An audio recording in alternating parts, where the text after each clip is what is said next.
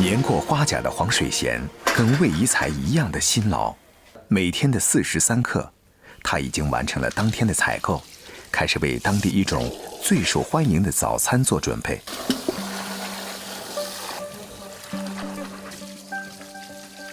我哋自己翻爐就關住門，自己一個人喺度煲滾水、煲眉豆、煮豉油、切豬肉，整好豬肉就打漿。自小店1987年开业的第一天起，黄水贤对早餐的原材料就有了最为苛刻的要求。呢個係腩角，不過你用豆腐好，做腸粉好係一流嘅。豬肉佬都鬧我嘅，你嘅豬肉就特別會夠架勢嘅做粉。我話我就係為啲豬肉，一個豬係冇幾多嚿嘅，一個豬腩係一邊一嚿就係嘅。我去到佢就磨利刀俾我自己搞噶啦。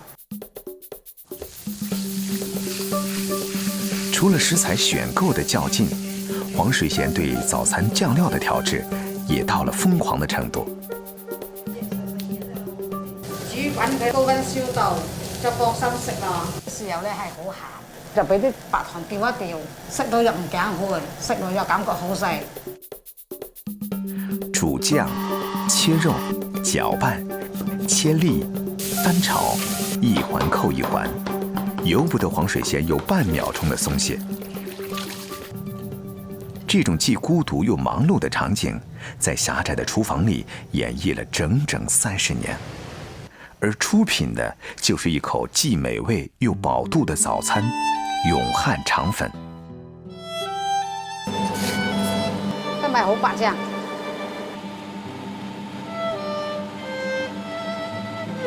打7個漿摸到個白到嘅，如果摸到好一粒粒就整多2分就唔好食啦。係嘛？今日煎唔煎咗啊？啊，豬肉都切妹咯，切入去當就得啦。啊，好啊，你好去當啊。我捱咗5點鐘落去到6點之前我開後，因為一啲米菜啊同埋學生都早啲。早晨6点30分，酸菜、萝卜干、沙葛、豆角等主要的原材料都已经备齐备全，炉火也开启了。黄水贤和媳妇各就各位，等待客人的光临。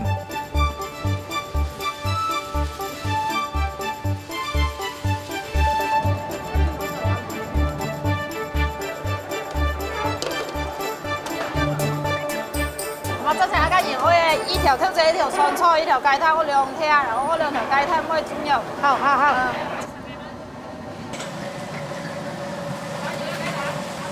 一份肠粉加1杯豆浆或者1碗粥，早已成为龙门人最爱的早餐。很多龙门人都知道，这种肠粉最早出现在永汉镇，但不知道这家肠粉老店的掌舵黄水贤就是永汉粉的创始人。咁我就做好狗之後咧，我就都冇乜嘢好做。表姐夫以前做豬腸粉賣，我去睇咗佢2次，都係半個鐘咁左右。難得我一試就成功。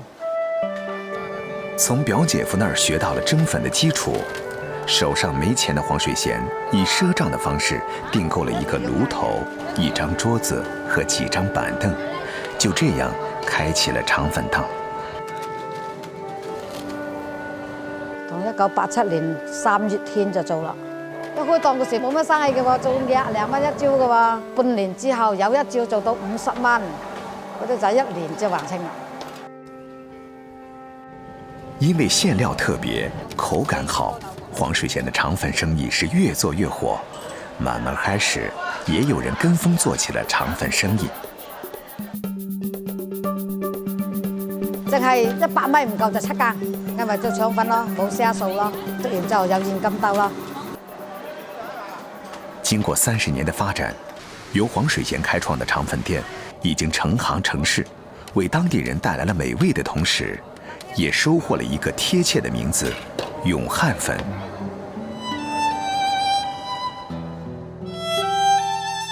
永汉肠粉的长相和广式的布拉肠相似，但比布拉肠的皮儿薄得多。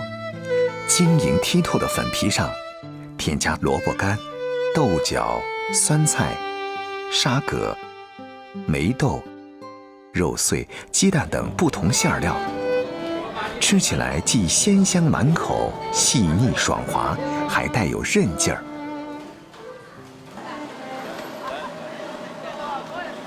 早上9点，黄水贤的肠粉店已经座无虚席。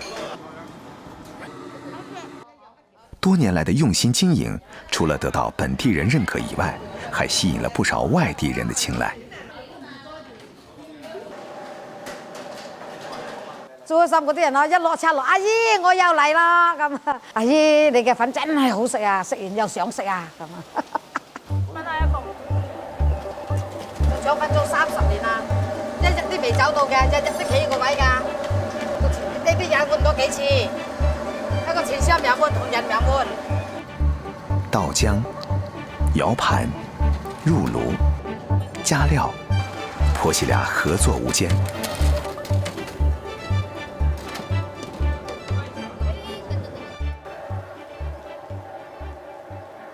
羅生幾點鐘啊11點半啦喂，都賣梅呀咯，冇嘢賣咯，收檔啦哈。從4點到11點，7個小時的忙碌終於告一段落。婆媳俩在收拾東西的同時，兒子已經下班回來，在廚房開啟爐灶做午餐。平時咧，我媽自己做早餐辛苦啲，我中午夜晚呢2餐飯咧就我負責搞掂，唔使我媽媽咁辛苦啊。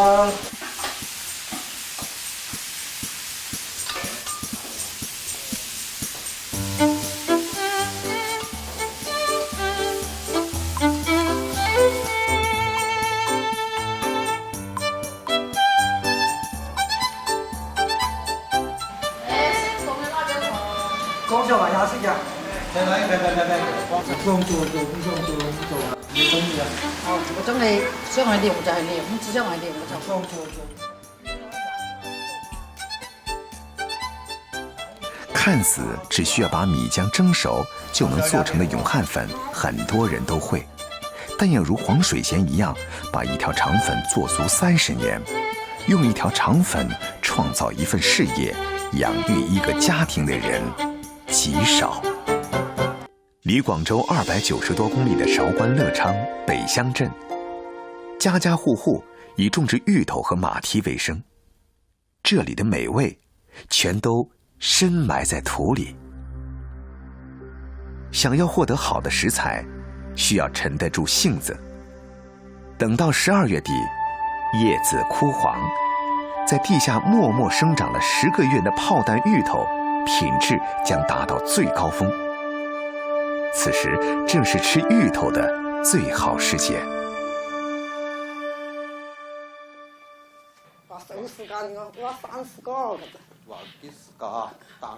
每年冬天是谭树明和妻子張友蓮最忙碌的時候。北鄉鎮出產芋頭歷史悠久，但種植大芋頭時間並不長。6年前，當地人發現大芋頭的經濟價值比普通芋頭高得多。谭樹明夫妻倆算是第一批嘗試種大芋頭的人。埋在土裡的香芋，谭樹明看根徑就能判斷出大小。挖芋頭也考究功夫，必須2人配合，一人拿特制的鐵鍬找準位置鬆動土壤，一人抓芋頭看準時機連根拔起，一個胖嘟嘟的芋頭就破土而出了。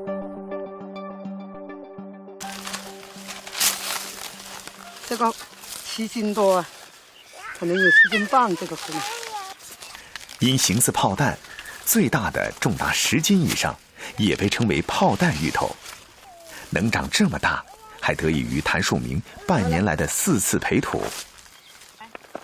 用土壤把芋頭苗不斷攏高，豎着長的芋頭就有了足夠的生長空間，可以比普通芋頭大3倍以上。這個芋頭好重。上了那個7斤以上的呢，就是要10塊錢，現在8斤到9斤的，就是那个就14块、15块的现在。北乡镇气候阴凉潮湿，水源丰富，每年种出来的芋头个大饱满，越大越值钱。挖好的芋头由女婿肖志平拉回仓库存放，准备售卖。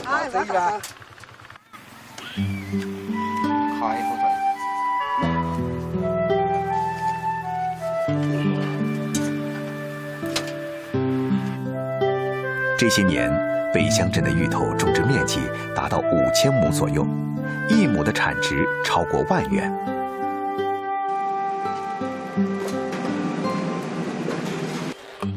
谭树明在外打工的女儿女婿也辞职回到北乡，见过世面的小两口利用网络销售，把炮弹芋头推销到全国各地。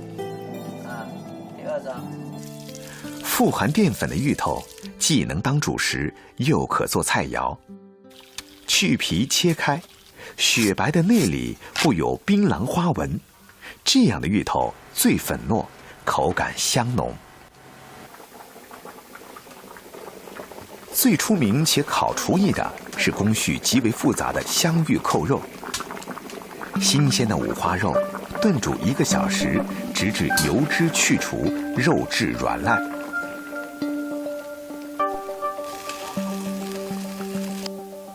在肉皮上扎出小孔，抹上蜜糖和酱油。油炸时，肉皮上的小孔能锁住空气，使表皮焦脆。捞起后切成厚度均匀的肉片。油炸至熟透的芋头表面金黄焦脆，不易折断。和五花肉依次相间码入盘中，为的是让两者的味道互相渗透。放入锅中蒸1个小时，蒸透后复扣在另一个盘中。一盘井然有序的香芋扣肉才大功告成。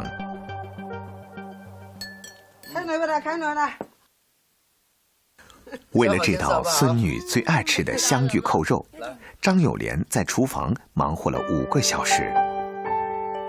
在客家人看来，好芋头与好意头谐音，辛苦耕耘1整年，也正是为了一份丰收的好意头。凡春正2月，南风起，蓬旗出。经过冬日的休眠，万物复苏。这种同样生长在泥土里的鲜活食材，正准备赶赴春日里的1年1会。每天，广州番禺石楼镇的村民陈伟雄都会到河岸上看看蓬旗的生长情况。蓬旗出了，過1個禮拜就有蓬旗春食啦。粵語中，春指的是各色魚蝦螃蟹的卵，其中最經典的當屬李雲子。習慣橫行的蓬旗，偶爾直行時會2隻前螯合抱，一步一叩首，宛如古人行禮作揖，便有了李雲這一雅稱。蓬旗產下的卵就叫李雲子。李雲子季節性極強，只在清明前半個月出現，十分金貴。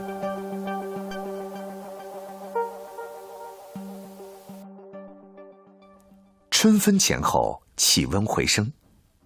經過1個星期的守候，蓬旗產卵的最佳時期到了。下午，潮水退去，蓬旗出來溜達。陳偉雄和老搭檔們趕緊準備下河搶蓬旗。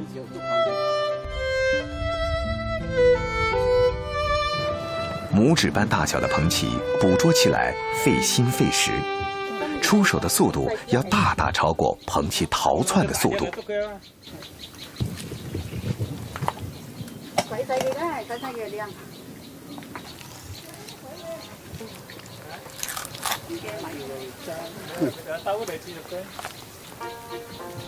嗱呢隻咧就係蓬旗乸，你想食一餐咧，起碼要足6、7斤以上先能夠整得到一餐食，大概2、3兩嘅彭皮春。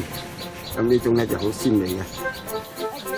在江河堤岸、沟渠中的洞穴中栖息的彭蜞，对自然环境要求极高，稍有农药污染便立即绝迹江湖。这几年，彭蜞日益减少，除了石楼镇，能捕捉到的地方屈指可数。捕获的彭蜞怎么处理出李云子，还得让有多年经验的老搭档孔堂来操作。灰褐色的李云子，因外露在彭蜞腹下，携带有很多的泥沙杂质。将后盖一个个剥下后，换水反复清洗，再用布袋过滤。如此珍贵的李云子，吃一口少一口，如今可以卖到600元1斤。而李云子保鲜期极短，取出便要进行加工。蒸熟后的李云子如同彩霞。李云子吃的是一个鲜字，要将鲜甜最大限度地发挥。与之搭配的食材需要质地柔软，味道清淡。豆腐、鸡蛋便是李云子最经典的搭配。李云子炒柚皮，通过焖煮，柚皮完全吸收李云子的咸鲜，颗粒状的李云子附着在柚皮上，可以照顾到每一颗味蕾。其味道似蟹黄，却胜过蟹黄。陈叔常用美食招待朋友，彭蜞也是番禺人爱吃的美味。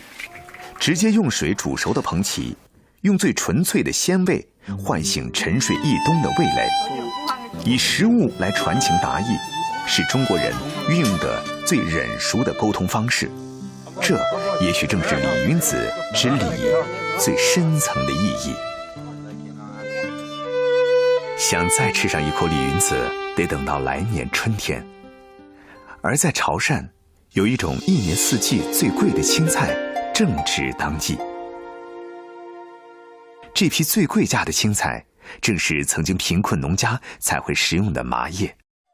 过去麻叶用来编织绳子，上世纪80年代，种麻织麻的传统行业没落，麻叶做不成麻绳，却成就了餐桌上的一道保健美味。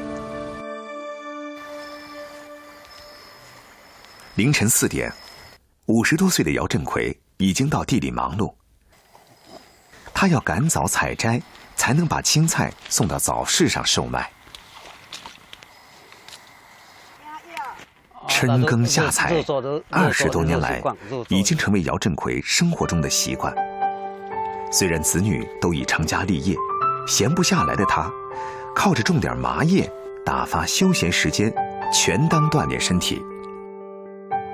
我们摘这个麻叶叫百得麻叶，那我们要播种这个百得麻叶是每年正月尾就要开始播种了，播种过了到2月25左右就开始可以摘了，摘到9月尾巴就全部没有了，1年就过去了。麻园似茶园，卵形的麻叶绿油油的，形似茶叶。采麻叶也与采茶类似，只取顶尖的嫩叶，所以这种黄麻永远也长不大。现在摘了，下午来下回，过了7天8天就茶茶浓浓的，就可以再摘了。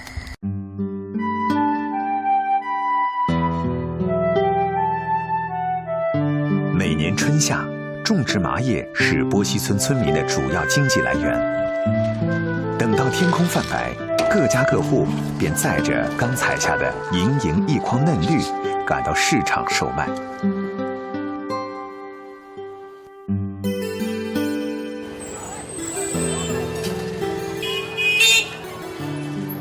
因为具有清热解毒的功效，麻叶成了春夏2季潮汕人餐桌上的必备菜肴。每年头茶甜麻叶登场时，每斤可以卖到近20元。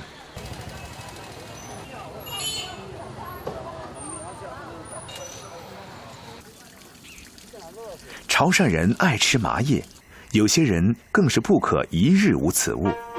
姚振奎家也不例外。麻叶在潮汕中的地位是不言而喻的。在外地，一间潮菜馆有没有麻叶，甚至可以成为出品是否地道的标准。这个，正在啊，是没有啊。麻叶本身含有黄麻袋，过水是烹饪过程中最关键的步骤。开水加盐，倒入麻叶煮开，便可去除苦涩味儿。而这个过程，本地人也称为咸酒。增咸去水后冷藏起来，需要时拿出来解冻，可以常年食用。这也是本地独有的做法。潮汕人善烹饪，简单的青菜融合吃出美味，配角十分重要。麻叶富含纤维，虽然助消化，吃多了却容易饿，所以本地人会用猪油来炒麻叶。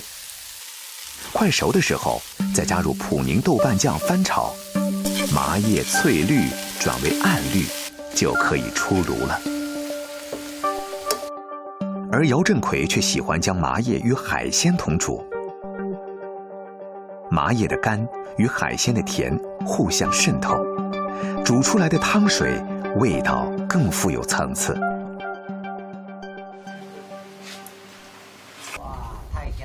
忙碌了一天，对姚振奎来说，最惬意的是坐下来和家人吃一顿家常饭。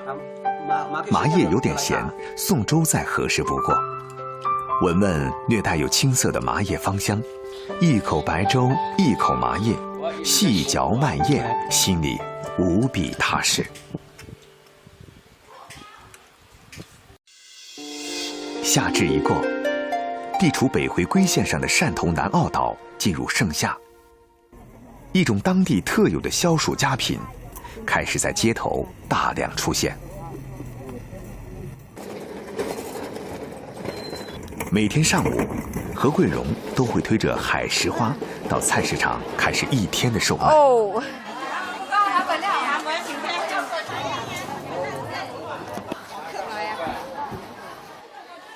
喂，教会，教会了。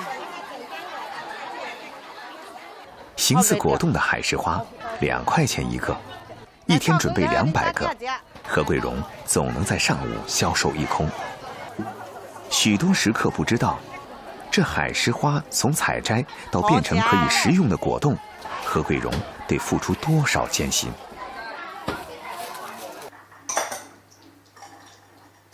来出海了。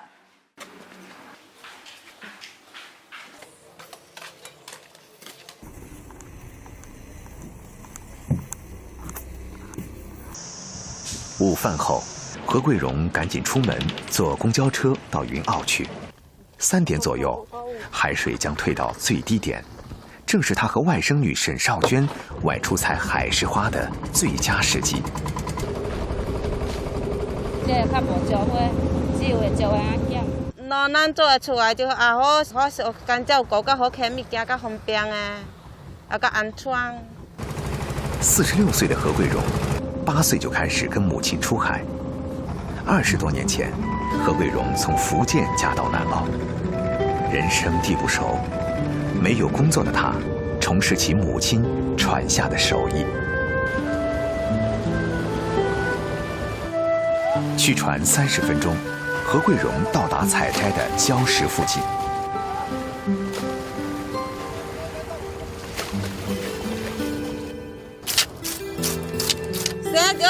要照啊，这个人爱要照香啊，啊话水靠个天有水甜就甜无，人家只做照花生下干，啊都有落雨，个雨水洗干净，感觉会生。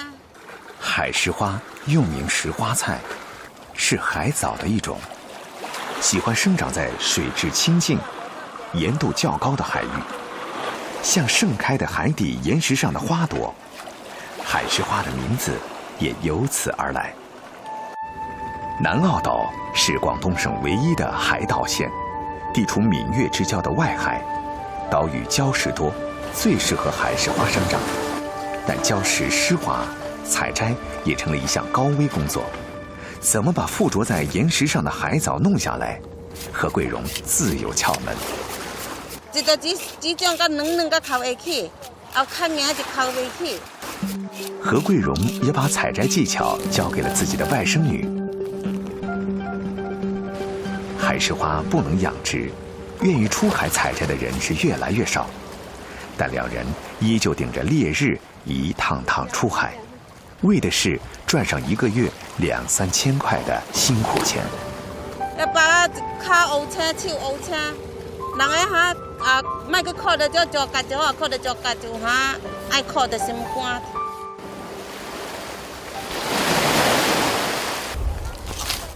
最近未靠诶，咱就靠过面，最近靠过面。对啊。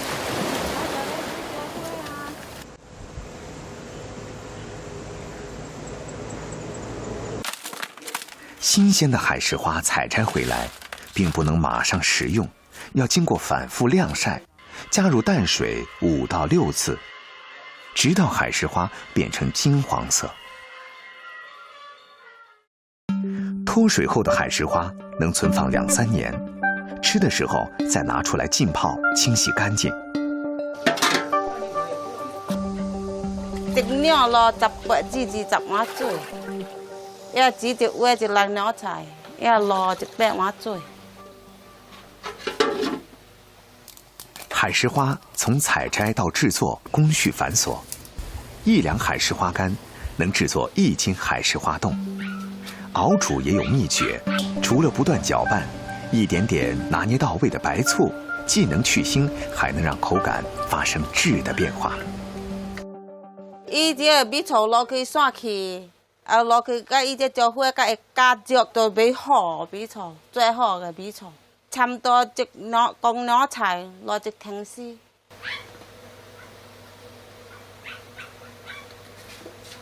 煮溶成胶需要3个小时。海石花熬制出来的清汤，用纱布滤渣后装进1个个碗里。经过几个小时的冷却，自然凝固后形成啫喱状。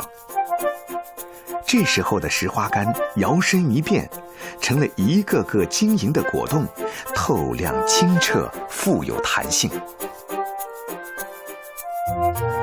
为了让口味更丰富，何桂荣买来水果加入其中。自创的水果海石花总能吸引小朋友。本地人最深藏记忆的吃法，是用小工具抽成1条条粉丝后，加上糖水，一碗清热解暑又富含胶原蛋白的海石花就做成了。伴着海水的味道，犹如夏日凉风。哇！在尚未有空调的年代，一碗海石花便是沿海人天然的果冻布丁，能带走1天的燥热。